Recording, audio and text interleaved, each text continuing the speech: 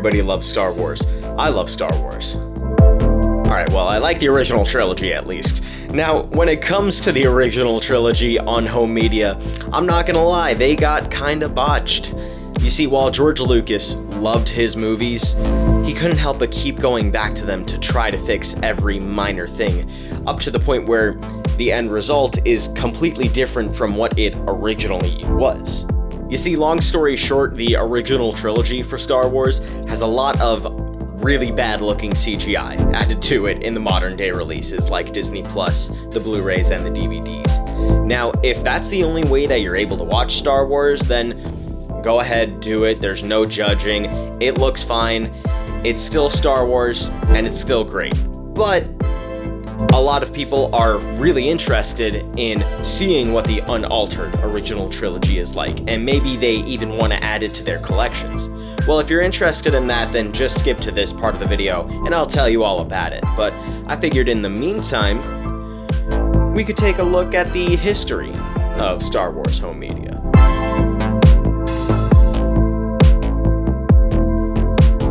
First up, we got 8mm film releases. The first one was by Ken Films, and then we got Duran Films. The Ken Films one is in black and white, it has no sound, and it's only 40 minutes. If you're wondering what watching that was like for me, I would say it's almost as bad as watching a movie on your phone. Thankfully, the Duran Films one is much better. It's in color, it's got the sound, and it's got the whole movie. But it's a lot more rare to find, so you're gonna have some trouble looking for it.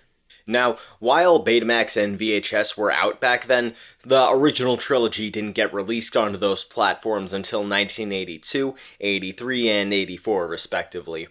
And the picture quality is that. Now, I'll admit that while it doesn't look great, and it's in the 4:3 aspect ratio, and I hate it with a burning passion, it was cutting-edge tech for the time, and plus, it was the first time that people could watch these movies at home, so it was really the first step in a whole world of home media. The original trilogy got released onto VHS a couple more times after this, and they improved it a lot more, like fixing the aspect ratio and trying to improve the picture quality as much as they could. So if you're looking for a VHS version of Star Wars to collect, then I would say either get the 1992 box set or the 1995 box set. Both are great pieces for your collection, but the 92 box set has really cool looking covers, and the 95 box set has a bit of a better sound mix. Next up, we got laserdiscs. This format started getting released at the same time as Betamax and VHS, but it had widescreen right out of the gate, so that's always a plus.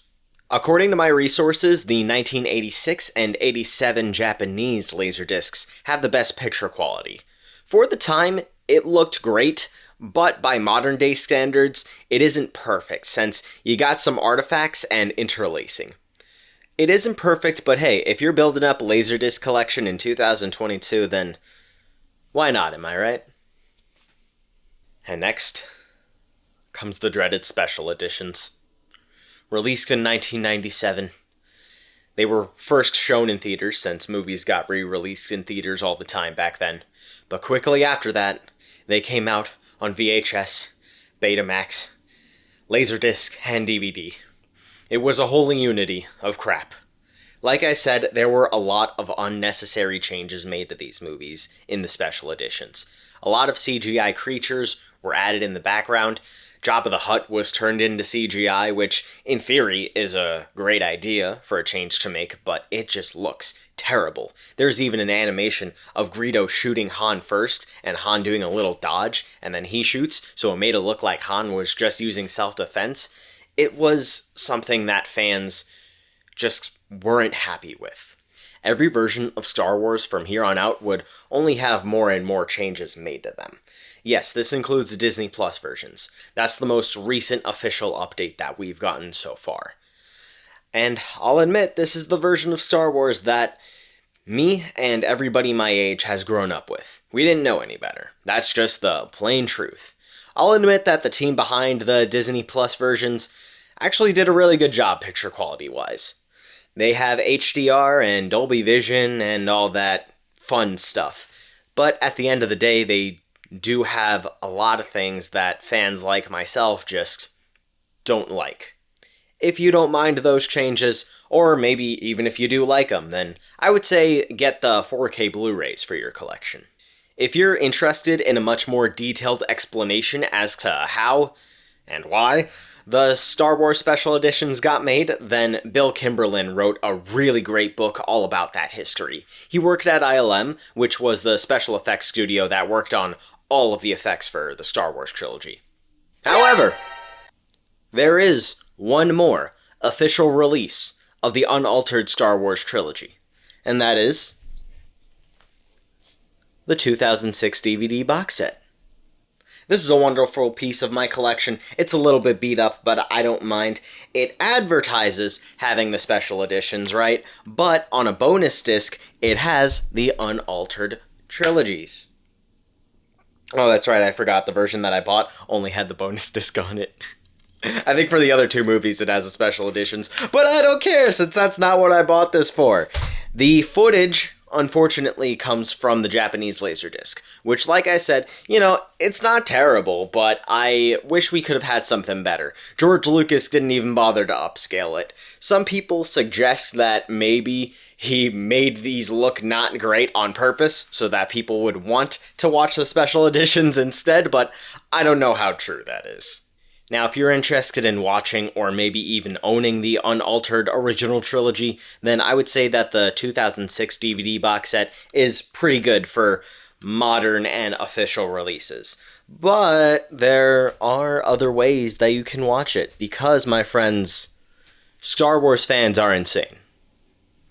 Now, if you're willing to sail the seven seas, then I would say that you have a couple of options. And the first and most popular one would be Harmy's Despecalized edition.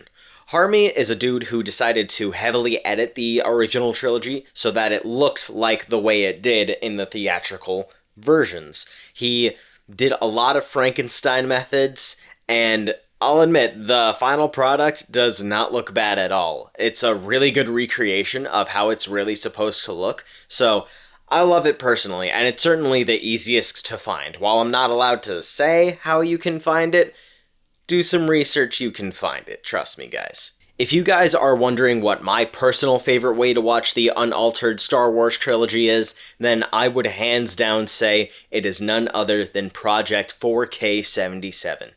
In case you guys didn't know, Star Wars fans are insane. This group of very dedicated fans decided to borrow a 35mm print of the Star Wars original trilogy, the film prints that they used to show in movie theaters. They scanned it in a 4K scanner, they cleaned up all of the dirt and scratches, and they color corrected it frame by frame, reel by reel. Now this, in my humble opinion, is the best way to watch the original unaltered Star Wars trilogy. It's got even better picture quality than the Disney Plus versions, in my opinion. Now, I'll admit that this does a little bit of a balancing act on the Seven Seas, since it's more so restoration than it is pirating, on the moral standpoint at least. I don't know how it works on the legal standpoint, but either way, the work that these guys did to restore these movies should not go unnoticed. So, to the team who worked on these projects, thank you so much. It means the world to us fans. So there you have it, everybody. There's your guide. I hope I did a good job introducing you guys to this subject. I hope you guys enjoyed the little history lesson. Definitely seek out the versions of these movies that you like and that you want to have in your collection. And most importantly, enjoy watching.